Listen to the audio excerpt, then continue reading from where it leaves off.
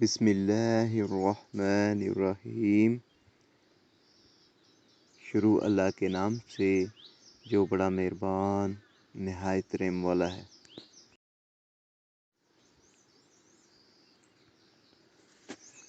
حضرت مغیرہ بن شعبہ رضی اللہ تعالیٰ عنہ فرماتے ہیں کہ دجال کے فتنے کے بارے میں جتنے سوالات میں نے کیے اتنے کسی نے بھی نہیں کیے۔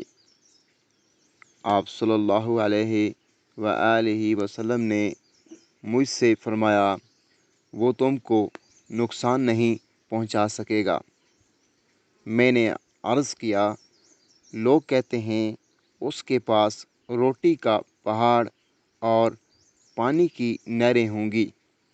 آپ صلی اللہ علیہ وآلہ وسلم نے فرمایا اہل ایمان کو بچا لینا اللہ کے نزدیک اس سے زیادہ آسان ہوگا۔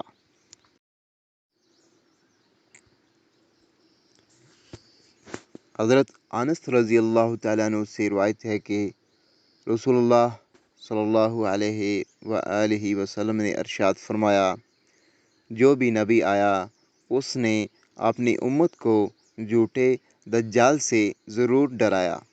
خبردار وہ دجال کانا ہے اور تمہارا رب کانا نہیں ہے۔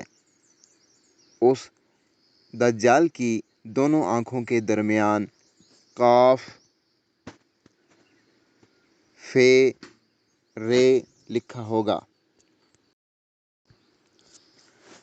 حضرت ابو ہریرہ رضی اللہ تعالیٰ عنہ سے روایت ہے کہ نبی کریم صلی اللہ علیہ وآلہ وسلم نے ارشاد فرمایا کیا میں تمہیں دجال کے بارے میں ایسی بات نہ بتلاؤں جو کسی بھی نبی نے اپنی امت کو نہیں بتلائی ہے۔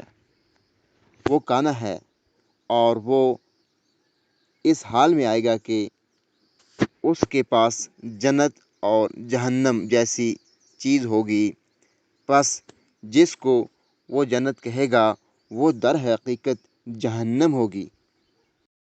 حضرت عبداللہ بن عمر رضی اللہ تعالیٰ عنہما بیان کرتے ہیں کہ آپ صلی اللہ علیہ وآلہ وسلم نے لوگوں کے سامنے دجال کا تذکرہ فرمایا کہ اللہ جل شانہ کانا نہیں ہے۔ یاد رکھو کہ مسیح دجال دائیں آنکھ سے کانا ہے گویا کہ اس کی آنکھ ابھرا ہوا انگور ہو۔